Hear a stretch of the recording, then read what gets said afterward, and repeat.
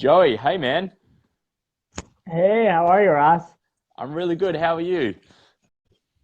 I'm good. I'm good. Sorry if everybody's got to look at like my really weird setup. I'm trying to. So Ross, just so everybody knows, Ross sprung. He threw a wrench at me. I like had this. Look at this. I got like a sweet light on, and he's like, "Oh, by the way, we're using phones." I'm like, "Oh, great." Yeah, that's my bad. So I'm setting up my Oh, shoe, as you guys can see. I love it. I love it. Technically, Yeah. it's Facebook's fault, but yeah, look, that's my bad for bringing No, this last I'm minute. teasing. I'm teasing. Yeah, it's Whatever. cool, Is man. this okay? But Is that yeah, it okay? looks great. Now, just confirm, are you still serving in the military? Because with your intro Uh, there, I wanted to get that right. No, so I work now. Sometimes I deploy as an advisor now, Okay, cool. All right. No, no, I just mostly wanted to when I need confirm that. money. Yeah, yeah, I'm fair, just cool. joking. I'm just Yeah, joking. man. But yeah, But yeah, dude, I'm really interested to share your story with everyone because you've done some amazing things. Amazon bestseller. The fact you've helped 9 startups using the methods in your book. The fact you've served for 3 years. In US and NATO special forces, like helping with them. Yeah, dude, you've lived a very interesting life. So thank you so much for coming on. I really appreciate your time and everyone that will be jumping on throughout, I'm sure they're going to be really looking forward to this as well. well, thank you, Ross. Thank you for such a warm welcome too. My You made me pleasure. sound a lot cooler than I actually am. I'm just kidding. I really Oh appreciate shit. that. No, it's cool, man. So yeah, I mean, let's just jump into it, man. So like, how did you get started? Let's Like, do because it. years and years ago, so you were working in a gym, is that right? Is that kind of where you started your entrepreneurial journey? Yeah, yeah. So again, I guess going back kind of to the military, I was a personal trainer for a long time. In the U.S. military, they let you get a certification, and that just Okay. grew into a business Yeah, eventually. nice. Um, and then my wife and I ended up settling down here in Augusta, Georgia, and we opened a business here, our first business, right? So Nice. that's really where the start happened. Yeah, Um, that's cool. yeah, and things just really took off from there. Beautiful. Because you were saying you've got or the gym got up to about 300 staff, is that right? Not staff, members. We had about Members. Oh, 22 sorry, staff members. Okay. members. Yeah. Cool. Yeah, Dude, well, that's still a huge gym. Like that's phenomenal. So, yeah. I yeah. mean, It I was guess, crazy, man. yeah. Like how when you did start that up, like what was the process of starting up a brick and mortar business like that? Like, was there a lot of time involved, or is something that you could wrap it up within a few months, or Yeah. So, I guess it is kind of awkward for like people in our age group to have brick and mortars these days. I mean, it's not that awkward, but it is different. it's Um, different, and that's why it'd be really cool to talk about that first, just because yeah, not too many, yeah. like most people here have digital businesses, myself included. So to have someone on that had a brick and mortar, it's a very interesting perspective on business. Yeah, yeah, it is, and not very many businesses, in my opinion, are best like that now due to the overhead. But Yeah, with a gym, you kind of have to be, right? yeah, Um, yeah, so it's very difficult, I will say, first off, because of the overhead. It takes money, honestly. Um, and the other thing is that you have to have a lot of people involved. So I was forced pretty quickly to and I messed up big time. yeah. But I was forced pretty quickly to deal with people and to learn how to be a good leader and to Damn mentor people. people. Right? Honestly, Yeah, man, I was so bad at it. I lost a lot of friends. I'm going to be quite sincere. yeah, So yeah, it's difficult. It is difficult, but it's very rewarding because you can gain influence really quickly because you're there. You're yeah, in person. yeah. So that's really the great thing to it. And then getting started, really, like one thing I can say because I've done worked with brick and mortar so much, and again because you get a lot of eyes on you, Yeah. is it's actually really easy to find an investor these days. Believe that or not, at least in the U.S. I don't know if In that's the true US, I absolutely worldwide, agree but with that. In the US, Australia, it's getting yeah, better, but yeah, it's a vastly different mindset over here. So especially Adelaide, yeah. you definitely find investors, but yeah, over in the US, yeah, from word on the street, it's so much easier to find investors. Oh, it's really easy, man. It's crazy how easy it is, actually. You could show up with like a piece of grid paper with like a paper drawing of like a flower. They'll be like, oh man, I'm in. Best thing Yeah. ever. Oh Yeah. shit! I got to So start it's pitching the crazy. show more to investors overseas. Get some Yeah, sponsorship. you should. Yeah. Yeah. Yeah, Soon you're going to end up living here in Georgia just because you need an investor. I'm just yeah, kidding. that's it. But yeah, I just move over. it's easy. It's not too bad. Yeah. Yeah, that's cool.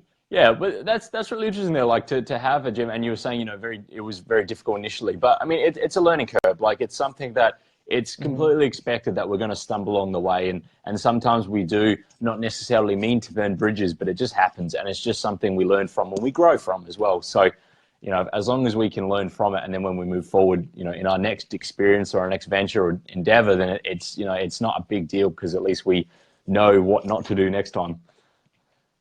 Yeah, I think that's kind of where you and I collide a lot in a good way. And Once I joined the niche entrepreneur community, I saw a lot of the ideas that you and others in the group are really talking about, where they talk about, I mean, one, the community, right? That's like the first thing. That's a yeah, big thing in a brick and mortar.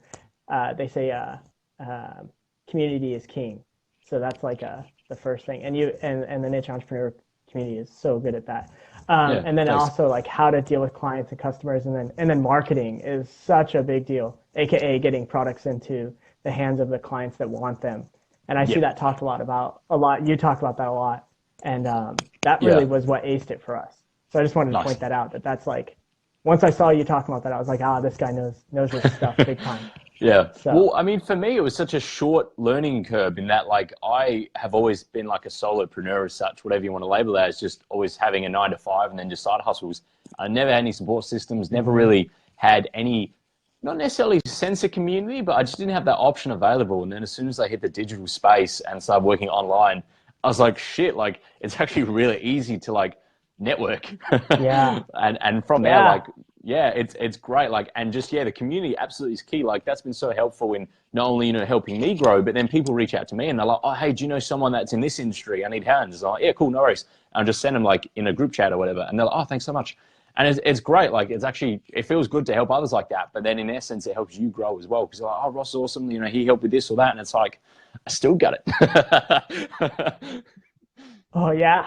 Oh my gosh, man. I can't even. So I could just name so many examples where like I thought I was helping someone, but they were actually helping me in the end. You know, man, that's like Yeah, every time. You know. So that's yeah, cool. I so agree with that, and I hope people listen to that. I hope they realize like when you help others, you win. Like honestly, that's the truth, right? Yeah, So yeah, that's uh, it. The more people you I connect think with, the larger you can grow, basically. absolutely, yeah. And then the more ideas you get, the cooler whatever it is you're doing gets. You know. Yeah, exactly. I heard an So interesting phrase, and it said that your net worth is the size of your community, which I found very interesting. Because it wasn't a take on selling to the community or anything like that, but it was just more the amount of lives you can be connected with, really, in essence, can then in turn have the amount of growth you have. Just which I found was a very interesting perspective on things. yeah, you know what's been crazy? So I was really bad at social media. One thing about owning a brick and mortar is you don't have to be that good at social media. Exactly. People Word of come to mouth you. can really work for you. Yeah. Yeah. But I leaned on that for far too long. Well, anyway, when I was deployed on this last stint, I didn't have that option anymore. And so I started growing my Twitter. And my publisher for the book, she was like, hey, you need a 5,000 person following. And I had zero. I was Okay. like, okay. And then when hitting 5,000 now on Twitter, not anywhere else because I'm really bad with most things. I call it like the Snapchat. I'm not even that good with Snapchat at all. The Uh, Snapchat, I love it. Yeah, look, yeah. Oh my gosh, I love it. I'm so bad with Snapchat and Instagram. I'm terrible with it, but Oh man, I'm the same. it's crazy Like, the people I've met. yeah, that's cool. That's really Yeah. cool. Like, because Twitter, I thought I was only really starting a Twitter account up a few weeks ago, but it turns out it's linked to my YouTube account. So every time I upload an online footprint project video, which by the way, guys, I'll still upload them all. I'm like really slow with the uptake on that, but they will be up there shortly. So it turns out every time I put a video up, it actually linked to my Twitter, and there was a link there saying, "Oh, hey, like your new episode up." And I had no idea. So it turns out I've actually had Twitter active for like months and months, But yeah, because I wanted to man. start growing it only, recently. Then I just did a bit of testing in regards to say like following others, and at most you can follow 1,000 a day, and on your phone you can basically just hit the button like while you watching TV or whatever, and it will just kind of scroll through. So I found that it's by liking 1,000 a day, you get about a 10% return. So really, I did it in a span of 2 days. I just wanted to test it. I did 2,000 people, and then 200 followed me back. I think now it's like 250 or something. So, to get 5,000 people to follow you that you want to actively go out and find in a very, very short period of time, you basically need, what's that, like 50 days? My maths is awful, but yeah. Yeah, that's about what it took. And that's 50 days of work, you can, you actually have to it's not much work. Like if you're following others, it takes like 10 minutes to do, but it's just, you're pressing a button 1,000 times. Like that's a long fucking time. That's so true. That is so true. Yeah, I have to when I drink my coffee, I just sit there and I push the button like while I'm tired, like yeah. But yeah, it's gotten a lot easier. That was the point I wanted to make. Is once I hit like 5,000, I think I'm near 7,000 now. It got so much easier, honestly. It really did. And now it grows itself. Like I probably wouldn't have to really watch it, but. So anybody who's out there, you really should try to get to like 5,000 anywhere. It'll really change the game for you. Your network is your net worth type thing. Yeah, exactly. And with I guess one mental hesitation for me with the Twitter growth was just that in Australia, it's still used, but it's nowhere used anywhere near as much as in the States. And so I was kind of like, oh, is it that important, all that sort of thing. And then the other day I was like, well, hang on a minute, my audience is in the States. Like, don't be fucking dumb. Like, yeah. So I was like, so I chose the wrong one. I'm not gonna lie, I shouldn't have done Twitter. I shouldn't have done it. But now I fell in love with it, so it's too late. I can't go back. If I could do it again, I'd either do Instagram or Snapchat. Probably Instagram. But well, I can still do that. So yeah, that's good. Well, that's it. I mean, there's these days to be multifaceted with your online footprint, to have all these different platforms is just really the best way to grow. And I grew my Instagram pretty quick. I got to like 3,500 followers or something. And then I kind of stopped. And then recently I was like, all right, it's time again. So I like deleted heaps of my posts and I've basically just started fresh. So it's really just, so we'll it was get hard there, to get man. started again? Well, it really you because I hadn't been on there in so long, and I guess like with the algorithms, like people will see what you do, and look, I could be wrong here because I haven't really looked into it all that much, but yeah, like really just starting up again, doing new posts, and not really doing my hashtag research and that sort of thing. Then it's if you're going to do it half-assed, you're only going to grow half the way, or at least grow there a lot slower. That's true. Yeah. Yeah. So yeah, I know, man, and it stinks too because you said you're in the middle of a project right now, a startup, right? Yeah. And that's when it's most. This is the ironic part, right? It's the most important time to be using social media, and it's the hardest time because you're so busy. Exactly. Yeah. It's a juggling act. Man. Like it's like I basically haven't been in the group here for almost 4 days just because I've just been doing heaps of shit. Like I did a vlog of the startup because ideally I wanted it where idea to market in 15 hours because it was in the morning. I woke up super early and then I was like, all right, cool, I'm catching up with my girlfriend tonight, like 7 p.m. or whatever. So I got 15 hours to get this up and running. And I ended up taking to the second day. So I was like, all right, I'll reframe it to idea to market within 24 hours. And it's up now, but I haven't uploaded the video yet. But it's just getting it actually started. Like finding clients is really, like right now I've got a VA just pumping through LinkedIn trying to network. It's really, you need systems in place. I find one of the biggest issues millennials have, or not necessarily even millennials, like, to try and refer back to your book, but just digital entrepreneurs in general. For those that don't have systems in place for lead gen, then it's just an uphill battle. And I mean, for $4 an hour for a VA to run through shit for you, like, I mean, it's, like it makes it like it's silly not to, basically. That's really what it comes down to. If you don't have systems in place for lead gen, then you need to sort out what you're doing. Yeah, my mentor Chris Cooper, who's part of the Niche Entrepreneur Group, I'm sure you've seen him in there. Definitely. He rides me pretty hard because he's very good at automation. He's very good at it. He's very good at systems. And I think that's definitely one of my greatest weaknesses as well. Oh man, but it changes the game because the thing is you can't get involved with too much if you can't hand off the torch. Well, So that's it. And for something like $4 an hour, like, I mean, it's really not a big a deal, like it's even if someone's in the startup phase and they can't afford to invest a significant amount.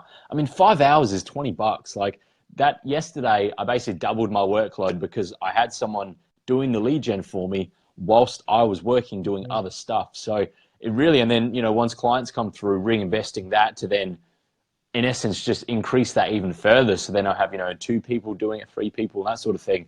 It's so important to have. It's just because I fell into a trap years ago where I had a system in place, but we were focusing all of our efforts on one type of lead gen. And I mean, even that's just as yeah, dangerous, because then all of a yeah, sudden it within is. 12 months all these competitors came to market and they were trying to undercut the market. Like, they really ruined it, not only for us but for them as well. And it was just a learning Oh experience for man. me where we didn't adapt and change and shift. We're like, cool, all right, we'll do other types of lead gen as well. We're like, no, we'll just stick to this because this is not only what we know, but it's just the easiest way to go about it. We're just getting VAs and we're Yeah. doing it. So, but it's all learning Yeah, it's experience. too bad. It is. It All is. Yeah, I've learning learned that, experience. that adaption is like, yeah, it is. It is. It's like the key thing to entrepreneurship is adaption, right? Yeah, Like, yeah, definitely.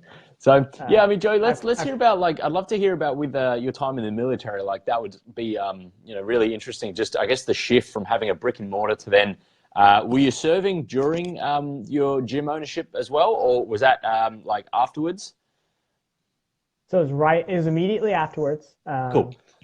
And actually, so I think I went through that was kind of a turning point for me when I got out. So I was about 25 at the time. So I'd served for 7 years. And I just got back from Afghanistan. And well, it was pretty bad. That deployment was pretty bad, honestly, Yeah, yeah, I can in terms imagine. of the action. Yeah, Uh, yeah, absolutely. It would have been so I'm hard to thankful for just, it.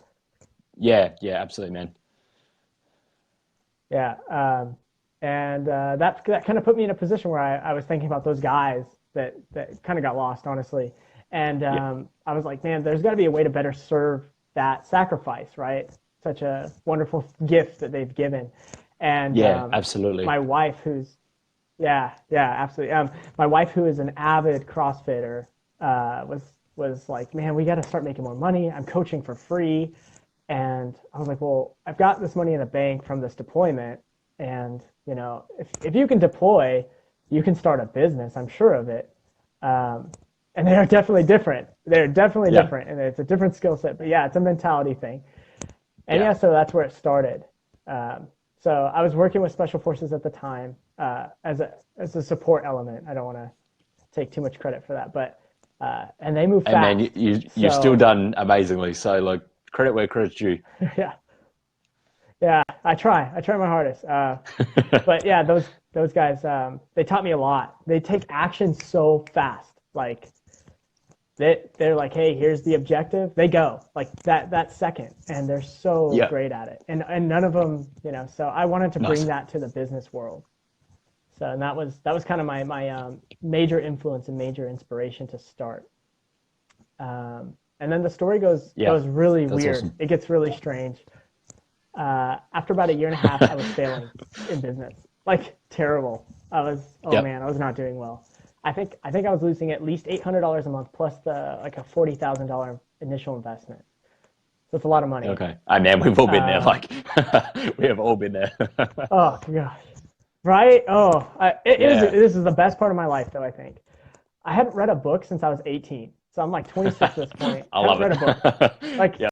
yeah. So you can already tell, like, okay, yeah, Hey, man, you you do deserve to you though. fail. Like, Like, don't fail. it's just it's whatever works for you. Like, I'm not judging. It's You do you. like, Well, yeah. judge me, because this is wrong. Man, Yeah. I got Nintendo 64 Mario Kart set up in my living room. Like, I'm not judging anyone. That- You do you. I do me. what? It's whatever works. That's the coolest thing I know about you now. Oh man. See, I would have Oh. had I known. Yeah. So at this point, somebody recommended Chris Cooper's book, Two Brain Business. I didn't mean for that plug, but it really did change my life. Oh, And man, plug whatever the fuck you I want. read Like, it, it's your and I was like, episode. "Holy cow! There's knowledge in books." Yeah. Yeah, yeah. Uh, I was like, "Man, there's knowledge in books." I probably read 100 books in the next 90 days. I mean, I read so many Wow. books because I felt like I was so far behind. And Yeah. within 2 months, we were in profit. So Fantastic. There were some big titles that really helped there, but and then having a mentor helped. Do you have a mentor? I do, but I don't have like a full-time mentor. I actually have many people that help me in mentorship, but they're like segmented, if that makes sense. So I kind of, all my eggs aren't in one basket. Absolutely. Yeah. No, that's Which great. isn't, I think that's great. Everybody. yeah, it's good and bad. Like, I mean, I think having one person to really be accountable to is awesome, but when you're multifaceted and you're basically accountable to several people, it's great. But I can really see the benefit. I just haven't invested in a singular mentor one-on-one, whereas I've got one-on-ones, but with many different people. Yeah, So no, I think, initially I had the one-on-ones a lot, especially with Chris. But you start taking so many different angles, right? In business, we talk about angles a lot. And I think personally, I find it best. I have ADD, so yeah, it's personally best for me. I think I've undiagnosed ADD because I'm always like, all the time, it's just shit goes on. And so I really, as Matt just said in the comments there are benefits to both. Yeah, I see that. Yeah. And I really, I agree big time, Matthew. Yeah, and to me, like one big thing that I still struggle with now is the shiny syndrome, where like there's so many things going on. So, ooh, that's nice, you know. So the multiple people I can reach out to kind of scratches that itch. But at the same time, if I knuckle down and just had like one person's time more of it, then I think that I'd be able to go even further along the journey. But it's really like there are benefits to both, and it's not one size fits all. And it's just about having the right direction and having the right mindset. Like, it's really just, you got to kind of fight your own battles. It's great to have someone to help with, and that's why I'm big on being an accountability buddy. So I'm always doing posts in here, like, if you need someone to be accountable to, let me know. So periodically people will be like, oh, hey, how's it all going? I'm like, yeah, did you get that done? They're like, no. I'm like, why the fuck not? Yeah, no, I agree so much. Yeah. So that created a turning point for me, was learning about accountability, holding myself accountable, right? Taking responsibility, not pushing blame anymore. A lot of stoicism, really big beliefs there in terms of philosophy, I guess. And so the business went from, it was like a landfall win. It went from losing $700 a month to growing. We gained probably 12 clients in a month. I mean, that's insane for the gym world. Gym world is about, you're doing well if you're getting 5. Yeah. And then that's awesome. We attracted an investor. Yeah, because we were growing so fast, our name got out. And the investor was like, hey, how about you take over my business? So we took over. We went from a 35-person gym to a 118-person gym. And that was a big change. We had a bunch of employees now. We went from like 2 to 7, and then in a year we kept up the momentum. We took that. Yeah, it was huge. We took that business from $3,000 a month revenue to about $12,000 to $15,000 a month revenue. And this is in the winter. Gyms don't do well in the winter. So they really don't. Which was crazy. No, they don't. It's a beach body, not like a sledding body, right? Then again, it's bulking season. Yeah. I need to sell food. Maybe that's what I got to do. Well, they do that now here in Australia. They actually have, you get the pre-packaged like meals, like the gym meals and all that sort of thing. A lot of gyms now, they actually have vending machines or fridges where you can buy those pre-packaged meals in the gyms. Wow. Just for one extra stream of revenue. Like you don't eat them then and there. Like you finish your gym workout and then you buy them and then you just take them home and then you then cook them. And in essence, it gives the gym more revenue, but a big plug for the actual business itself is that they'll have a number on there or something. And if you call them and, then order more, then they're going to make even more money. So it wouldn't surprise me if I don't know the details of it, but would not surprise me if they actually included those meals in their like free or super cheap for the gym to have, just because then they get exposure. But that's pretty big over here now. So yeah, definitely food and pre-made like a protein vending machine as well. I saw a few of those here around Adelaide where it's either you can get a coffee or you can get Red Bull, which I don't know you get Red Bull if you go to the gym, or you can get like pre-workout in a cup. I love food. Or you can get protein for afterwards. Yeah. It's cool. Wow, that's really neat. Yeah, nutrition's where it's at. And also, like you said, spreading to additional streams of revenue, that's huge. one thing that we always push is to have an average revenue per member that's higher. And one of the best ways to do that is to create another stream, right? Because it's harder to gain a new client than it is to keep the one you have and put them into a new stream of revenue. Yeah, or absolutely. a way to help them, right? Like that's a better way to say it, probably. So yeah, that is something we actually are working on right now, big time. So yeah, we had about 130. So this is maybe 2016, and again, another business comes in, and they're like, "You guys are getting big. We wanna combine." So we combine with another one, and at this point, like I don't know much about like merging businesses. I've never done that, you know. Yeah. And we became a 330 member gym. Sorry, 330 member gym. We had about 22 employees. That's and huge. We were the 5th largest gym in the city. Yeah. So I don't know. Do they have YMCA's? I'm sure they have YMCA's in Australia. Do they? Yeah, they do. Yeah, they do. I didn't know what that was for such a long time. I thought that was just a song, and then I didn't realize that. That's funny. Yeah, That's awesome. But yeah, we do have those here. Okay, yeah. So those were like the only gyms bigger than us, and then one of the local gyms was bigger. So we were about that size now. Huge facility. You know, I think it was 12,000 square feet. Wow. And then It's like a warehouse. pretty much there was it was a warehouse. It was huge. We had everything. Spin, yoga. It was crazy. But one thing I didn't take into account that I didn't really know how, because I was new to the game, I guess, is vision, right? So I felt like I had a strong vision. I think we talk about that a lot as entrepreneurs. Yeah. But the other business vision didn't line up exactly perfect to ours. Okay. And that just created a catastrophe in the end. Yeah, it creates conflict. Yeah, big time. And then that we got out of the game. We were like, we're done being entrepreneurs. Like when you lose that much, you know, you've been building it for 4 years, 5 years, you're like, I'm done. That was too much work. It's a lot of work, right? But the problem with it is it's like you can't stop thinking about it. It's like this like torturous device that you love. Yeah. And exactly. So gotta scratch that itch. Rachel, you know, yeah, it's true. You gotta scratch that itch. So I told my wife, I was like, hey, if I deploy, we can start again. And she's like, again, you know, this would have been my 3rd deployment. So I deployed again, used that money to invest, and then we started up again. But while I was deployed, I was helping a couple of people build their businesses at the time. And they were like, hey, you should write a book with this stuff, man.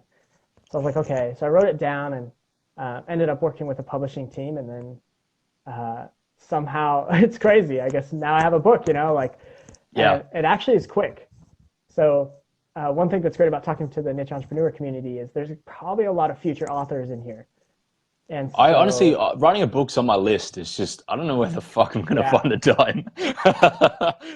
Yeah, that's the big thing. So like, I don't want to sit here and like talk too much about the book and entrepreneurism. They already know that stuff pretty well. What I do want to say is that writing a book is really easy. I wrote my book in 21 days, which is pretty crazy, right? Well, okay.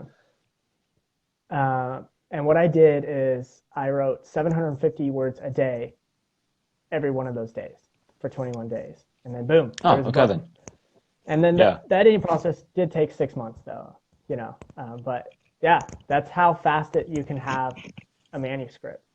So I would say to anybody, get started. If you have an idea, write a book. Yeah, especially you. And I know you're a good writer because you just bumped out like a 4,000 word. The ebook. Yeah, look, content. that in itself, like, because I'm like, I appreciate that. Thank you. But I'm very like, one issue I do struggle with, and so many issues going on, like shiny syndrome and all this shit. But like, one is perfectionism. So I always I don't like going public with things until I'm happy with it. And that was one case of me being like, nah, you know what, fuck it, I just have to go out and do it. Like, so I wrote that up within like, I think it was like an afternoon, like it was sunny, I had a beer, I was just sitting there, I was like, you know what, there's probably heaps of grammatical errors, like there's heat, so I was just like, you know what, I just got to get it out. That's crazy, man. 4,000 words is no joke. Yeah, so I was I was all burnt, I was all drunk, I was like, Okay, that's a secret, guys. You got to drink. No, actually, maybe. Pretty much one of the best writers, Stephen King, says, come to writing in any way, drunk, tired, whatever. Just don't come bored, right? Yeah, So fair enough. that's good. Well, it That's actually good. there's been Yeah. studies that if So, you have and one to two that's where drinks we of ended up. alcohol, it actually increases your creativity. Just one to two Yeah. though. Don't let that be like have a carton or a whole bottle. But one to two drinks can actually increase creativity. So if you ever got like writer's block or you're trying to brainstorm for your business, I'll sometimes just pour like a glass of Hennessy and just have it on the rocks and then just kind of sit there like being all distinguished and shit, like trying to figure it out. And I was like, Yeah. No. No. I've heard like brain hacking is like the big thing right now, microdosing and all that stuff, which I don't do, oh yeah. but I've heard about it a lot. I've heard good things. Like Um, here in Adelaide, it'd be too hard to even like consider. But yeah, over there in the States, you can get scripts for like anything. So it's a different ball game over there. yeah. Yeah. It's crazy over here, man. It's like no rules. Whew. Yeah. Once you get, I haven't even made it very high up in the entrepreneur world, but once you get up there, the game it changes. It changes very quickly. It's crazy. These guys are Yeah, doing I'd be so some very interested to interesting things. just be a fly on a wall just for a day and just watch that level. Just really just follow them around or whatever. Like it's just it really is a different ball game. It really is. And it's Ross, you should do that, man. yeah. That would be I'll, cool. That would be super It would cool. be cool. But no, I honestly like love to do that. Like I figure one of the things I'll do maybe, later in the year, we'll see how things go. But I really should just hook it up with someone, fly over to the States and then just kind of shadow them around for a few days, document the journey. I think that'd be cool. I think that'd be really cool. There's probably a lot of guys here that would be interested in that too. Um, so yeah, I mean that's really like it. And then what's crazy is with the book, I worked just like you. I don't want to put out a bad product, right? Yeah. Which is not a good trait sometimes.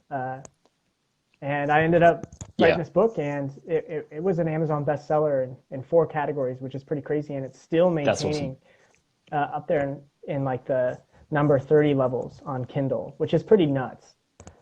So, and that's kind of where we're at today, like working at that stuff. So that's the story. Yeah. That's the whole That's run awesome. through. Like Joey, that's so cool. And the fact that, you're basically with the journey that you've gone along, like and I love the title as well. Like I think millennial entrepreneur is such a phrase at the moment that's really just trending. And so that really in itself, do you think that contributed to sales of the book? Yeah, actually I do. So I'm going to show it real quick, even though it's like Yeah, backwards. yeah. So that's Cool. it for anybody who doesn't know. Rise of the Millennial Entrepreneur. Yep. Um, yeah, because for a long time, I don't know if you're a millennial. Are you a millennial? Yeah, I think by like a year, I'm still in that category. I don't know how old is. Okay. If anyone's watching live, can you Google the age bracket for being a millennial? Cheers. I think it's Yeah, like 32 and under to 18. is it? 18 Oh, to okay, I've got a 32 few or years so. then, but yeah. So yeah, I'm still a millennial. I'm only 29, so. But then again, a lot of people in this Oh, group great, are, great, are great, a great. lot younger, so I guess I am 21. Yeah, Yeah. yeah. You're gonna be old soon. You're gonna be Oh 30 man, like the I rest already of feel us now. old. Like, yeah, it's fucked. Right? Yeah. You have to take coffee just to like survive. Um, Yeah, I haven't yeah, had one so yet, so it so did. I'm, It did. I'm It helped a slowly lot. dying. Yeah, well, that's good. Well, I Oh, think it's really? a Man, you're brave. oh man, like I just haven't been in the shops. Like the other day, I ran out of my pods, and like yesterday, instead of going out and buying another pack of pods, I just went to McDonald's and got like an iced latte because that makes more sense. Yeah, yeah, absolutely it does. Yeah, Yeah. Um, so yeah, it did help a lot. And actually, what helped the most is that the book was originally called The Map in Your Mind, and okay. my publisher was like, please don't. And then so I redesigned it for millennials, and because I've been really passionate that they get such a bad rap. Everybody's like, oh, they're lazy, or they want to start at the top, or they sell all these terrible things. And even millennials are like, I don't want to be called a millennial. They It's just not true for the most part. I mean, at least in my experience, the millennials I know were fighting for their country, were going to school full time while they're deployed, were running a Yeah, business while they're going to school full time, while they're fighting for their country, and then on top of that, people are saying like you're lazy, right? And it's like yeah, so funny to me because that's so not true. If I were to ask you, for example, like hey Ross, are you lazy? Like, you're not going to sit there and brag about yourself, but I'm going to assure people that you're like, no, I'm not, right? Yeah, it's well. And Look, that's our generation. I'll try later to upload my my vlog where basically like when I had the idea to market day one, I clocked 16 hours. That was just day one. So yeah, I think it's pretty safe to say that yeah, a lot of us aren't lazy. But the perception there though is so interesting because years ago, and unless it was a case of then I was in the majority where I too viewed the younger generation as lazy, but then becoming over the last few years, becoming more involved in communities like this, realizing that maybe we are the minority, but yeah, to put out a blanket statement saying that every millennial or every certain age group is lazy is really not accurate, because there's people that work like triple as hard as I do, and they're absolutely crushing it, and they're only like 22, 23, so it's really a false statement to make. But yeah, even a few years ago, I too perceived it that way. No, me too, and so I've had to change my own mindset about it, and then I also realized if that was true, then we needed leaders inside our own age group to help get out of that.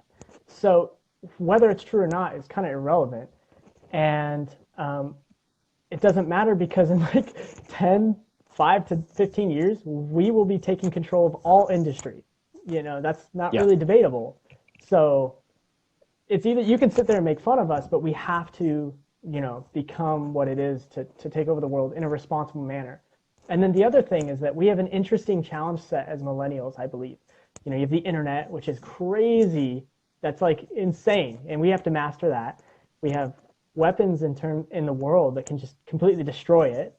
We have global communication. For example, you and I are talking over these really small devices in 2 different This parts is awesome. of the world. Yeah. Like, this is the first time this has ever been able to happen. Yeah, absolutely. So we can do amazing things. And they say this generation or the generation next will be the one that goes and starts to colonize a new planet. And that's insane. Like, we're living in probably one of the most opportunistic times in human history, if not the most. And then we're making fun of this generation. Yeah, it's crazy. Well, like Elon Musk shot a Tesla into space, and just like it's like like it basically just a private company has been able to really just be able to travel through space now. Like it's mental that is possible. It is just absolutely like mind-boggling. So yeah, really just to say that it's just a farce. That's all it is. It's really all it comes down to. Like the reality of what's happening in comparison to people's views and perceptions on it are vastly skewed. Oh, absolutely. And I think most entrepreneurs know that. I think they do. They're opportunistic, so they know that. They don't really, but not all of them. Some of them are pessimistic. I guess I'm not. So like I have a hard time even looking at that view. But so that's same. What I wanted to write about. Yeah. I've noticed you're very much like that, and something I really like about you, big time. Oh, thanks, Joe. I appreciate that. But it can be a bad thing because I will basically be too positive. So like, shit will be on fire, in one way or another, and I'll be putting those fires out. But it's kind of like, oh, it's cool, like no big deal, like we'll get this sorted and then we'll go. And it's like, well, the numbers, sometimes they don't add up to what you perceive them or what you crunch the numbers. You're like, I'm going to launch this and that and see what happens. So like even perfect example of the new company I'm launching, which, the vlog we've been talking about a little bit, I was like, yeah, cool. Within one day, 16 hours. And that didn't happen. It ended up taking 2 days. So, and that's not a big deal. Like in the scheme of things, what the fuck is 2 days? But just my perception is, yep, cool. I can get it all done within almost a day, but yeah, reality took 2 days. So it's, it can be, sometimes it's not necessarily being optimistic or pessimistic. You've got to be realistic. And sometimes I waver on that line. Yeah. Well, I prefer that line too, because ultimately I feel like that helps us people like you and I get a lot of stuff done. Like I wrote the book. I was going to school. I am going to school full time. I don't even need a degree. I just told 12-year-old Joey, said, hey, when you're 30, you're going to have a degree. And so it was kind of a goal I set at 12. And I feel like the 12-year-old version of myself is probably better than the 30-year-old. No, I'm just joking. I don't want to let him down. What kind of monster lets down a 12-year-old? So Man, I'd slap So my I'm just doing 12-year-old that self in the for face. that. Like, sort your life out earlier. Yeah. I want a mansion by the Um, time I'm 30. I want a yacht. oh gosh. I want Oh fuck my you money. I gosh. can just be Yeah. like, yeah. Shit. Yeah. I Yeah. know But man, that's like 21 days everybody's to goal write a now, book right? is crazy. Like that's phenomenal. Like that's such a fantastic effort. And yes, it took 6 months to then, go through it and vet it and all that. But yeah, 21 Mm-hmm. days is incredible. So congrats on that. That's so cool. But yeah, man, what are you studying then? If you're trying to get a degree now, yeah, what's your goal with? I guess the goal is to get the degree, but are you going to leverage that at all, or what are you actually studying? Yeah, absolutely. So I've kind of learned through my experience with investors that you kind of have, and not a lot of entrepreneurs think this way. So I'm going to get into like weird fringe, my way of thinking. Do it, man. Let's do I it. think, The I mind of think we have Joey. business operators. I know. Here it comes. Okay. So I think business operators such as yourself, myself, and other guys who create systems and ideas Yep. pair super well with investors. So there's people that have infinite tickets in the world, and they're just looking for something to get even more tickets. Yeah. Hey, how you doing, Veronica? Hey, Veronica. Um, Thanks for tuning in. and so, but the thing is, they want security. It's trust, right? Yeah. And one thing you can really trust is actually the current ROI is actually still positive, Christy. I actually just did the research on this last week. It's not as good as it used to be. In certain fields, it's great, like engineering, but anyway, For everyone on so the ROI is iTunes, still there. we had a question. What do you think the current ROI is on a college education nowadays? Just to fill in that context there. Sorry, Joey. Yeah, you were saying. So you were Oh, doing the thank you, research last Ross. week on it. Man, yes. So I was doing the research last week on ROI. So ROI for college education still exists. You can do the research yourself, but it's not as good as it used to be. Fair enough. However, Which I can so with the understand that. book, with the yeah, with the book, with the degree. So I'm going for business administration. The goal is to Cool. attract an investor at a big level. So if a person goes Yep. up, let's say you and I go up to an investor, which is usually going to be some sort of board or it's going to be a friend, and we both Yeah. put out a resume and we say like, hey, I want to grow my internet business, and I say I want to grow my internet business, and I'm asking for 2 million, you're asking for 2 million. He's like, well, this guy's an author, and this guy is on a podcast, and this guy also has a degree, but this guy has all those things but doesn't have a degree. I'm going to go Yep. with the degree guy. Or maybe he won't go Yeah, with the makes degree sense. guy. Maybe he'll be like, I hate degrees. That happens too. Um, Yeah. so, yeah, I'm building a resume of sorts to kind of to try to attract investors, to show them, hey, I'm a Cool. safe bet. That's Yep. my one of my main goals. Because I want to go for the big time. It seems like you're one of those guys too. So Yeah, I I've really really do. been I want to. yeah, man, that's I look forward to following your journey as well and seeing how things progress. But yeah, like all of this is really to lay to the foundation. So because I play a very long term game, so like doing this podcast is really like I started it for several reasons, but one of which was in essence with it being called Online Footprint Project was to develop an online footprint.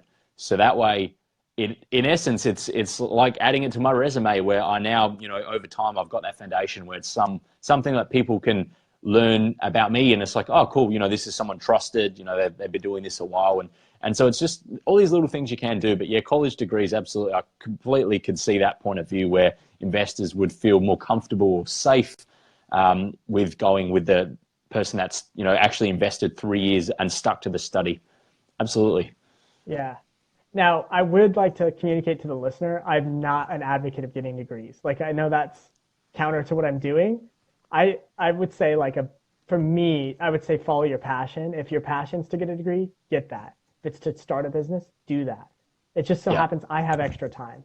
So I'm not trying to preach the degree thing. I'm not one of those. So I do want to clarify that. But Yeah. it's one more thing that can set you apart if you have time for it.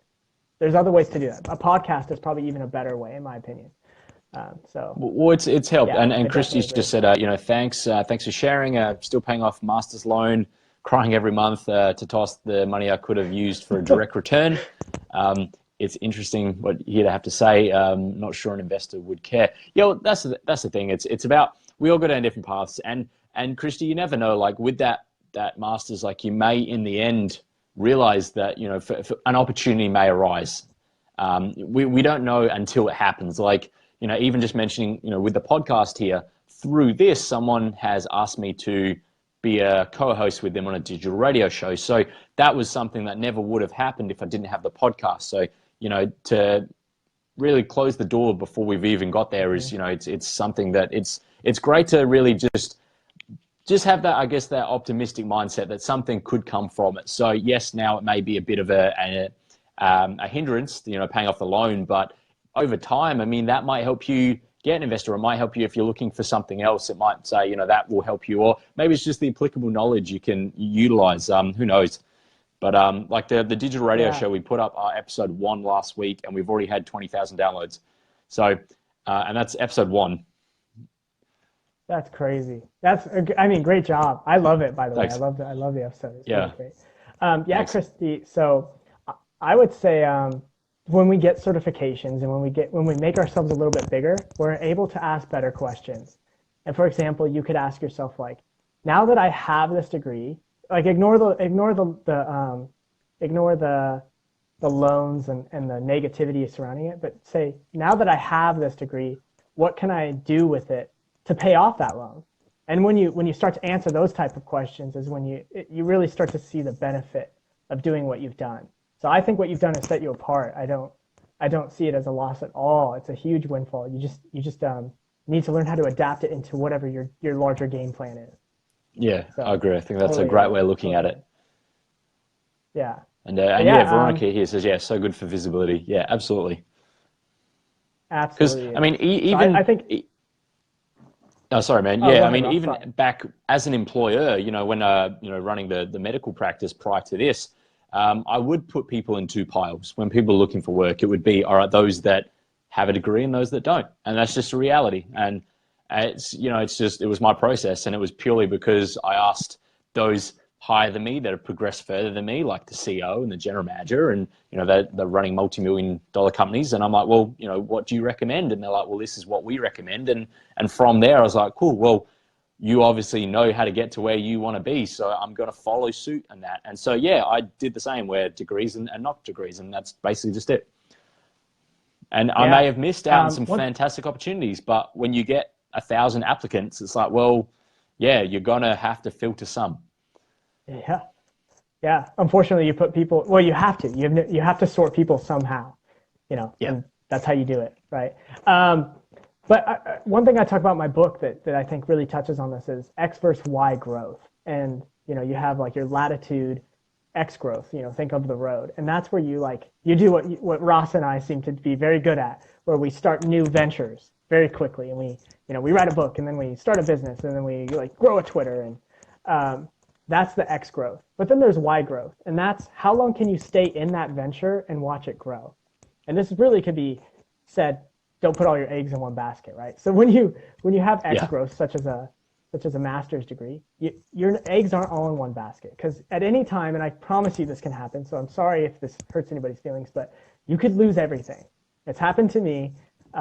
But the good news is that if you have a larger X axis, it allows you to bounce back so much better. So never ever see X, and never compare the X versus the Y. Never lose like your growth in academics for a business. Don't do that. Don't ever make that trade. Keep both if you can. Keep the X and the Y axis. So that's like a big thing to me. I made that mistake. That's why I'm saying that. I made that mistake big time. So. Yeah, no, but Joe, that's awesome advice. And absolutely, man, like you can lose everything. Like, you know, my biggest loss, and I still kind of have this as a badge of honor, was $40,000 investment that I just didn't do my market research on. I was like, I got money, I'll just throw it at it. I was like, why did I do that? Man. Yeah, man, I'm sorry, Ross. I'm sorry because I've been there. I'm sorry, man. We learned. No, man. Well, that's the thing. Like, I was talking to someone the other day, and they're like, "Oh, I'm thinking of doing this this like podcast type thing where I interview people that have had failures, but it's all going to be anonymous because, you know, I don't know if people want to talk about that." I was like, "Dude, what are you talking about? Like, I'm open about it all the time. Like, you know, many will probably want to be open about it, because then not only does it help people, like, in essence, not hide in the shadows about it and get support, but then also it's in essence, advertising for them for when they want to start a new, go into the X again and they want to start a new business. Oh, absolutely. So I'm like, dude, I'm more than happy to share my story publicly. Yeah, it's a good thing. And Andrew Carnegie, he says that, he's passed now, but he said that it's too bad that on talk shows we bring on the successful people. He's like, because what are we going to learn from them? And and also, Stephen Hawking, who just passed, he said that the pursuit of perfection is like really fruitless, right? Yeah, it was super sad. I mean, we lost a good one. Anyway, he said the pursuit of perfection, and I'm paraphrasing obviously, but is fruitless because there's no such thing in nature. And so that's the same thing in business. Things are kind of deemed to fail, and I think human nature is just picking each other up and brushing off the ugly parts and trying to make it a little bit better, right? Yeah, exactly. Like anyone that's successful and they are sharing their stories, there is that emphasis on the success, whereas the reality is they may have gone through 4, 5, 6 different failures to get to where they are now. And it's great that it's now starting to be more of a focus. Like, one thing I love talking about is people's failures, not in regards to dwell on them, but it's more like, well, how did you pick yourself back up? Like, what did you learn from that? How did you move forward? Like, that's such an important lesson that everyone can gain access to, and then they don't have to fail themselves to learn from failure. Yeah, absolutely. And that's again, like, that's actually the whole theme of why I wrote my book, was to help people not have to. It sounds like we had a similar experience. I lost probably in essence of $110,000, and I don't want any. There's some people that can't get back up from that. Yeah. I'm blessed to be in a position where I could get back up. I got back up in a year, and even Chris Cooper told me, he said, "Hey man, just so you know, you're lucky you got back up." He goes, because that would have been a knockout. So I don't want other people to get knocked out. The game is hard, and by not doing simple things, like you said, Ross, to share your story, is like market research will take you down. Simple things in this game. You don't get second shots, and so we have to support each other. Anyway, I really appreciate your comment, Veronica. That was such a very good question and point.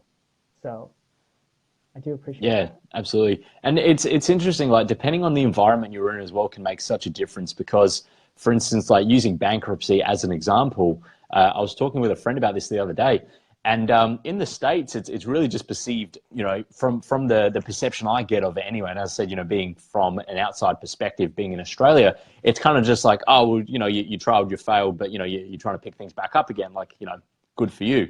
Whereas here in Australia, it's kind of like you get shunned. It's like, what do you mean you failed and lost everything? Like, what's wrong with you? Like, it's such a negative connotation. I know it's a bad thing in any way, but at least from my perceptions of it in the States, it's like, well, that happened, but it's because you were trying to do something greater. In some cases, not in every case, some people are just crack addicts. But I mean, I'm saying, like, for entrepreneurs that do, in essence, go through that process and stumble, it's okay to want to pick yourself back up. But yeah, here in Australia, bankruptcy is like a really big like gray cloud that kind of follows you for many, many years. It's very interesting. Oh, that is interesting. Yeah, see, when my time served with NATO, I ran into a couple entrepreneurs from the UK, and they would always make fun of me because they would say, "You have such a," he said, "You're such an American. You think that there's opportunity in everything and you can't fail." He's like, "That's the most American thing," and I didn't know that was a very, very American concept. Like we worship. I don't want to use the word worship, but we don't really shun failure, like you said. Yeah. And in fact, what we do is we call failure not doing. That's like a big American concept. Like, okay. Failure is either quitting or not doing. Yeah, absolutely. Because to me, failure is when you give up. Like, if you're failing at something, it's really just you're learning from it, and it's a new lesson. But yeah, it's only when you actually give up on something, providing it's the right fit for that. If something isn't the right fit and you give up, it's because you want to stop. It's different than failing and giving up. But yeah, like, failure is just feedback in most cases. My perspective of it, anyway. Oh, I think so. Yeah, I mean, that's why Google's thing is fail fast, right? And they have whole teams that just they try to make products fail. And I think that's a big thing we should pay attention to. If Google's doing it, we probably should all do it. Yeah, it's an awesome concept. It really is, and it's it's such an ego thing for some as well, where they really just want to be that shining light, and it's like, oh, I've never stumbled or anything. But I mean, really, well, that in essence, then their base is built on a deck of cards, like a house of cards, because if they stumble, like shit can just crumble to the floor. Whereas those that have actually been through it several times, they know how to pick themselves up much quicker. As you mentioned before, the with using X and Y, like with that X of being able to just start that startup so much quicker again and pick yourself back up. Hmm. So, because to be able to get yourself back up in a year, Joey, that's phenomenal. Like you've done amazingly. Like even not only yes, it's lucky to have picked yourself back up, but to be able to do it in only 12 months is just a phenomenal effort. Yeah, but like you said, entrepreneurism is a skill. I'd like to point out it's definitely a skill, and it's like a practice Definitely. muscle. So it was so much easier this time around. And again, back Got to to the network flex. thing, I used my network to. Yeah. Yeah, you got to. Oh no, I'm just kidding. No, but I did. It did. It helped a lot in going through failure. Failure helped me. It burned. It's like making a sword, right? You got to burn it a little bit to make it a nice shiny piece that you want to Yeah. fight with. So, and that's what, I had gone through the forge enough to know, like, I wasn't really scared of the fire anymore. And that helped a lot to be able to just withstand. I'm not worried. It's probably like like now you're like, oh, well, maybe this will mess up, maybe it won't, and that's when you Yeah, really reach exactly. this really good point. Yeah. So that's the point I reached. I got burnt so hard that I was like, whatever. It doesn't matter anymore. I'm already crispy. So, I love it. Extra crispy. yeah. Extra Yeah. crispy. Well, Yeah. well, that's it. And it's one of those things. Like, I mean, and in saying that, like, it is a mindset thing, though, and like talking before about our own perceptions on optimism and pessimism. If anything, sometimes I'm too optimistic, and if things are failing, it's not that I don't care as much, but it doesn't affect me as much, which can be really a double-edged sword. Using a sword for my analogy, Oh, in nice. that I like it. it's it's great in that that'll make me just continue to focus and drive forward. But if there's fires going on in the back, I'm just like, fuck it, like drive. So got to kind of find Yeah. balance. Yeah. That's really where we should be at. Yeah. I mean, I learned from an early time that when you're going through hell to keep going. But I think I took that way too much to heart because I just like you said, if things are on fire, if I see hell, I'm like, ugh, not stopping here. I just keep going. And sometimes I end up driving myself deeper into hell. So it can be Yeah. yeah, that can definitely work against you. Yeah. How'd that happen? Yeah. So there's luck involved. Like entrepreneurship, it's a skill that you can develop, but there's also luck involved. But I guess in essence, if you are building a foundation and you're building a network and you're in a community, in one community or another, doesn't matter, in what sense of the word it is. It doesn't matter if it's a community of, I don't know, like you all play poker or something, but I mean, that's your community and you've got people that are there to support you and whatever else, like friends and that sort of thing. I mean, these are really the elements that we need to be able to grow as a business person. So all the other stuff you can just kind of brush off and kind of push past and learn along the way. But really, without support systems, I think that really is the key facet to moving forward. Oh, it is. It is. In fact, if you look at post-traumatic growth, which is it's a phenomena that when somebody like crashes and burns, it's a measurement of how they respond and get back. Like you've heard of that crack addict that becomes a superhero somehow, not a real superhero, but they put their life together Well, and look at Skrillex. He they was start like a doing crack great things for addict, the and now he's community. like an amazing DJ. So I mean, there's just one Oh, example. is that true? I didn't Yeah, know he yeah. was He a. like lived Is in that like a true? warehouse, and he was like homeless. Oh, wow. Yeah, yeah. That's probably a great example of post-traumatic growth. Pretty sure it was Um, Skrillex. and If you guys are watching, can you just confirm that it is Skrillex? I don't like to be bashing on this dude he's like, well, actually, I was uh, brought up in the Hamptons, and yeah, he's gonna message you and be like, Ross, come on, man, come on. Um, but I'm pretty sure it was Skrillex. But yeah, he was homeless. He was like a crack addict, and then yeah, he just did his thing and he turned his life around. So I mean, it doesn't necessarily mean the environment we're in is gonna mean we have to stay there. Like we can always just push past, just drive through hell. yeah, absolutely, absolutely. And it goes back to what you said about opportunity. Opportunity, people don't realize it's like 1 second away. all of a sudden someone's talking to you. For example, that's how my investor happened. One day I got a phone call and a guy offered me money. It was like that easy. I didn't expect it. It just happened. But you just never know. So you just got to keep going because you don't know when it's going to come knocking. You just got to keep Dude, I need to hang out where you're hanging out yourself. because I'm doing something wrong. Oh, really? Yeah, man. I don't know. I guess I just like, I do get a little bit lucky sometimes. So. Yeah. Yeah, nice. But that's it. It's just Yeah, about the opportunities that the path we're on, the opportunities that arise are because of the path that we're already on. Like they're not going to appear out of nowhere. Like that call you get, yes, it may have came out of nowhere, but that's because it was several years in the making of you having your own gym business, of you, serving and then coming back and then, doing all these different things. Like that led to that moment. Yeah, no, you're absolutely right. It's kind of like an investor building $1 million investment. You start off with $100, right? So it's no different. The podcast turns into a radio show, turns into a national live broadcast that, no, you probably don't want to be on television these days. But, I mean, that is how it so happens. outdated now. It's like, who's on TV? Yeah, that's like radio, Television's Hey, look, radio, I'd have my own Netflix show. I'd be happy to settle for that.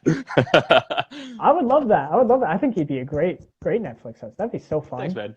Well, I've got this one, and I've been talking about it for ages. But I figure, and that's probably something I'd get an investor for, just because it'd be a lot of fun to do. Mm-hmm. Like there's the Ricky Gervais show. They did this podcast, and then the guy on there, Carl Pilkington. Well, a good friend of mine, he is my Carl. Like he's overweight, bald, glasses. And he's just his perception on the world is just so different. And I love him. I got all the time in the world for him. But just like he's got this like mild racism and just all these other things. And I really just want to take him to India for 2 weeks and just document the entire journey. And look, we'll edit out the racist parts because like that's not cool. But like just him not enjoying the trip would be so good. Like it would just like he wouldn't want to eat anything. Like he'd be like, "Oh, where's the nearest Macca's?" And be like, "Oh, sorry." And his name's Bill, which is even better. Like his name is Bill. So yeah, look, that's definitely something I want to do. And then if that went on Netflix, that'd be cool. So if there was anything I'd be open to getting an investor for, it would be taking Bill to India. Yeah, you're just gonna torture people. Is that? So what is it you hate? We're gonna take you there. Yeah. I like that. He'd hate it so much. Like he doesn't like any new food. He doesn't like doing it. His favorite pizza is ham, cheese, tomato, olives. Doesn't matter where you go. That's all he orders. Oh man, yeah, that's. Whew. Yeah, that's true. And that would be and that would be super fun because there's so much of the world, and that's going to be the future of business. Future of business is not going to be nationalist or even local. I know I own a brick and mortar, so I'm kind of like out of my realm a little bit, but it's just, that's not the future. The future is how do you reach a global audience and how do you speak to multiple cultures without offending anyone and trying to be, but at the same time still having an idea. And that whole, I'm going to stay in my realm. That's fine, but you're going to stay small, in my opinion. I mean, you reap what you sow, right? Yeah. So. Absolutely. Like we all are in our own idea. bubbles. Yeah. And we are like and thanks. I'm looking forward to it'll happen. It's just a question of when. But that's the thing. Like Facebook is so good and bad for that because I've touched on this many times before. But we really live in our own little bubble, and with Facebook just reinforcing our own biases because the algorithms show us more of what we want to see, then in essence it does really keep us in our own little realm, and we do stay small because we're only seeing stuff that we like. Really good bias. Yeah. I'm totally kidding. But so it's really good to get out. And that was another reason I started this was because of, like seeing other people's perspectives on the world, like Joey, like hearing your story. It's incredible. It's awesome. And I never thought that would have been possible to be able to facilitate this on my phone. I got a white screen behind me, but I'm just in my living room. Like, I put a shirt on for this, but I'm in track pants. Like it's, yeah. I got thongs on. I did that because. Oh, nice! I got deployment socks on. That's nice. What I've got. Here, Well, you guys call them flip flops. So for everyone that's listening in on iTunes, it's not that I'm wearing like a man thong. I got flip flops on, but in Australia we call them Yeah, thongs. I really wish you didn't add that part just now. Edit that out because I want people to think you're just talking to people in a thong, a leopard print thong. I'm just some creep that's like got thong and then I'll just like shirtless, just rub my nipples like, yeah, please tell me your story. Yeah, yeah. They're like, okay, so this guy really does want to torture people. This really is his thing. Oh, fuck. That's great. That is so good. But, yeah, yeah, I do look, think people should globalize themselves. Yeah. Veronica says, yeah, wish Facebook threw up a surprise that we'd never looked at before. Veronica, I agree with you, but I think that there would just be, there'd be riots. People would be like, I don't want to view this. I'm turning this off. Like, because it's really good and bad. Like, I mean, that's why I try so hard to make sure that I'll at least get my daily hit of the outside world. So I'll go on news websites, whether it's like the BBC or, news.com or whatever. Forbes, I'm a big one as well. Thong. Yeah. Just to still take information in that isn't my own information, that isn't from my own bubble. And that's something that is just so important, because if we are just getting the same information over and over and it's just reiterating itself, then how are we supposed to grow? And so it's, it can be so important to really just make sure that we are putting ourselves outside of the box. It's just so important to do. How are you avoiding that, Ross? Because that's a great topic, and I hope I'm not putting you on the spot. But how are you avoiding, cool. Just getting stuck in your own biased bubble? Yeah, well, I mean, like things like this, for instance, like Online Footprint Project, like it's almost daily. There's a few days like I give myself off each month, like weekends now as well. Like in the beginning of January, it was like every day almost, and I was like, oh, I don't want to burn out. So yeah, like I've given myself weekends off and stuff. But talking to someone new every day that I've never, like we've spoken, a fair few times. But I mean, to actually jump on a conversation like this with someone new every single day is one great way of doing that. But also going on news websites every day. Now, with news websites, the BBC is one I like going on. News.com is the Australia's like news one. And it's pretty shit, to be honest. Like, it's not really news. It's kind of just like interesting topics that just don't serve any purpose. But I'll still check it out. Like, they have some interesting things there. That's awesome. I like Forbes and Entrepreneur. Inc. I don't always go on those, but Forbes I'm a big fan of. But like American, Veronica says, you learn so much from watching these, so you must learn so much by doing. Well, that's it. Like it's great. Like I guess there's almost a selfish element to Online Footprint Project, because I'm taking in information from people about their industries, and as much as it is so that the listeners can get value from the industry, because the structure is always the guests share their story, offer value from their industry, and then promote their business. And the middle part there of offering value from their industry, I mean, selfishly, I'm also taking that in.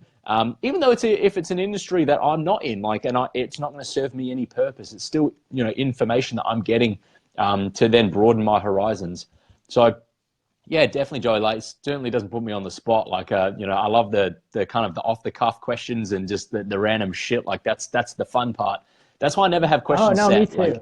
Like very rarely I'll have any questions great. actually set. Like a few times guests have been like, oh, so is there any like questions you wanted to ask me during? I was like, nope. Like, what do you mean, nope? I was like, well, it'll happen when it happens, No, I love it. I love your free flow. That's why I really watch all your stuff, actually, is because Thanks, man. It's not, it feels so real. It is real. I mean, I think you do, like I said, you purposely tricked me into using my phone. So. Well, that was an accident. That was Facebook's fault. But I've had a few though where like they've been like I had one guy and he's like, oh, you seem really new to this, and I was like, well, I am, but it's more just I didn't get a chance to talk. That's all it was. You're really new to this? Wow, what a nice thing to say. Oh. You seem new to this? Wow. That's brutal. Yeah. And it's funny. I mean, yes, I am new to it. That if you look at the time frame, it's only been 3 months. But then the reality is doing it nearly every day. Like I've done over 100 Facebook Lives since December. So I mean, it's more. More. It's like whereas this is awesome because we just have a chat, and it's a case of you're offering value, but then we can actually freely discuss, and so it makes for a a better episode. But it's and it's at the same time though, like when guests have a lot to say, I'm still very appreciative of that, because they've got so much value to offer that they are just spitting all that out at once. So it's a good thing as well. It's more just less of me, which I'm fine with, because I'm learning more. So it's really, there's no bad way of doing it. It's more just there's different ways of doing it. No, definitely. And I think you just touched on like what I would have hoped would have been maybe one of the biggest messages, because I don't know the answer of like how do we like get more ideas outside of ourselves, inside of ourselves. But I would have hoped it's like we just talk to people that aren't you, right? Yeah. And the further they are huge. from you, the better. Yeah. Honestly, so, like that's such a huge thing. Like, I mean, and even if for those listening in at home, you're not looking to set up a podcast. I mean, even just going on LinkedIn and meeting new people, like that's something that I've only just started utilizing now and leveraging, and learning that it's actually phenomenal for lead gen. So now, that's why I've got a VA today and yesterday. They're doing stuff for me, and that's basically what'll be happening now is for lead gen for this new startup in regards to chatbots and automating lead gen. The VA will be getting leads for me, and basically like that in itself, meeting new people that are so outside of your circle are phenomenal. Like I've got a guest coming on later this month that we basically connected on LinkedIn. It was very random. It was just all these suggested connects, and I was like, yeah, cool. And then we got chatting, and we're like, oh, do you want to jump on a call? We jumped on a call for 15, 20 minutes, and just to hear his story. And it was just such a random experience, because he's like, oh, I was actually voted the other day as like the #2 veteran influencer in America. I was like, what? What? So yeah, that's what I mean. Like, and so it's just a random event, and I'm really looking forward to him coming on the show. But I mean, not really. It's just like that guy, or random women I'll talk to, or random men, like off of LinkedIn, just to learn their story. So that's something that everyone at home can do as well. Whereas if you do want to really go outside of your own box and you do want to talk to someone new every day, it's very easily facilitated. It doesn't just have to be through Facebook or anything else.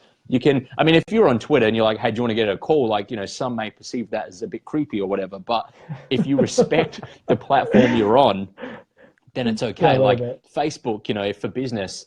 And this came up the other day in one of the episodes, and I'll go through it again just to really, because this really like solidifies my point, where someone, this random chick, and she was reasonably attractive. She added me on Facebook, and I said, oh, hey, thanks for connecting. But I do that all the time. Like when people add me on Facebook, from a business perspective, I will say, hey, thanks for connecting. Like, definitely not hitting on them or anything. Like, I've got a partner, I'm happy. It's more just, I was like, hey, thanks for connecting. And then they're like, oh, this was obviously a mistake friend request. I was like, what do you mean? Like, that's not obvious to me. And I left it at that, but then, they responded again. They're like, oh, well, how isn't it obvious? I was like, bitch. I was like, very politely. I was like, all right, well, I literally only use Facebook for business now. So when people cold friend request me, it's usually for lead gen. Yeah. That's why to you it's obvious, but to me it's not obvious. She goes, oh, well, I'm not looking for leads. I was like, no worries, all the best. And that's like, I'm not looking for leads. That's hilarious. So it's our perceptions of the view of the world are so different. So that, like, respect the platform you're on. So Facebook, if you're in Facebook business groups, then asking to get on a call with someone is the norm. Or if you're on LinkedIn, asking to get on a call is the norm. So it really just, that's probably one of the best ways I can recommend others to really get their circle going. People know you're not creepy because of your podcast, I think. Well, people in my circle know, but when it's like a random friend request like that, and then they think I'm hitting on them, I was like, yeah, no, definitely not. Yeah. Wow. So, yeah. That's well, funny, I mean, Joey, right? that's like how and that's what works for me, though. That's what works for me. It could be different for everyone else. It's just for me, chatting with others and learning about someone new every day is I think a really important thing to do. Yeah, no, I think so too. I mean, like I said, I spent all my ideas come from my time working with NATO, and it changed my brain completely. Yeah, well, so that's so cool. Hey, man. So I mean, with your book and everything else, for those to be able to either get in contact with you or being able to buy your book, because I think it's going to be an awesome read. From everything we've covered, I think it's a lot of what we discussed and, a lot of the mindset I already have. So, I really look forward to giving it a read. How do people get in contact with you, or how do they buy your book, or how do you help them with their business or whatever else? Mm-hmm. Yeah, thank you. So I'm really into Twitter right now. So if you have a Twitter, I'm pretty much on every social media. I'm at the Joey Wilkes. Cool. You can hit me up on Facebook, either on my personal page or my professional page. And then also I have a blog at joeywilkes.com. And you can buy the book through the link at joeywilkes.com, or you can just find it through Amazon at Rise of the Millennial Entrepreneur. That's the name of the book. Or you can just search Joey Wilkes. I'm the only author with that name, which is pretty cool. And what's great is that on Kindle, it's pretty cheap. I didn't make the book for money. It generates enough, but that wasn't my purpose behind it. So the Kindle version's $2.99, and then it has a paperback and a hardback version. So, but they're all very reasonably priced. So that's something I think is encouraging, because I want to help people get their businesses. And then so that's everything. Yeah, and then I can put a link in if Ross will let me. Yeah, man. Yeah, absolutely. At the end of this, please do put in all your links. It's usually the go where for you coming on and giving us your time. Then please drop all your links. If you want to drop the Amazon link as well for your book. Look, I tell you what, from realizing how quickly you got a book up and running. Obviously, it took 6 months to get everything through, but I'll definitely, once I get things, because I've always wanted to write a book. It's always been on my list. Not even the last few months, I've always wanted to be a published author. So I might have to hit you up to get some tips on getting the ball rolling once I've actually written it. But if you do 750 words every day for 21 days, I'll get it done in a week, and then I'll just be like, hey man, so I've got this book now. It's not hard. It's not hard. You should do it, Ross. I'm going to write another small book called Get Started Right Now. Get it right now. Yeah. Do you want to, if you want to co-author a book, I'd love to do that. Oh, we should. I'm in, man. Don't dare me. I'll do it. No, all right. Look, everyone's our accountability buddy. We're going to co-author a book. Oh, okay. All right. That'd be great. All right, I'm in. That'd be cool. But yeah, so I'll drop the links. Anyway, Ross, really, I appreciate first, you taking on the online footprint project. I think it's great. Thanks, I love man. what you're doing, man. I think that's best for all of us. And then also for having me on, man. I really appreciate that. Yeah, Joey, Rob says 2 guys in a book. Well, it's better than 2 girls in a cup. So, Joey, I really appreciate you coming on, man. It's that's hilarious. Yeah. What a way to I really appreciate your time. Yeah, and man, it's been an absolute pleasure. This has been a great chat. It's a lot of fun. I'm pretty sure this is I don't have a clock, but this feels like it's been going for an hour and a half. What is it, 9:10? Yeah, nice. Yeah, but it's just been fun. So it's kind of just, oh man, that I just lost track of time. It's actually, I'm a little late for a phone call, but I mean that's fine. I'm sorry. It's all good. No, man, it's been fun. This has been absolutely my pleasure. So thank you so much for coming on, Joey. I really do appreciate it. And everyone at home, thank you so much for tuning in as well. I almost feel like we should have pushed it back now, because it seems like all the live viewers are jumping on the last 20 minutes. So yeah. But next time. Yeah.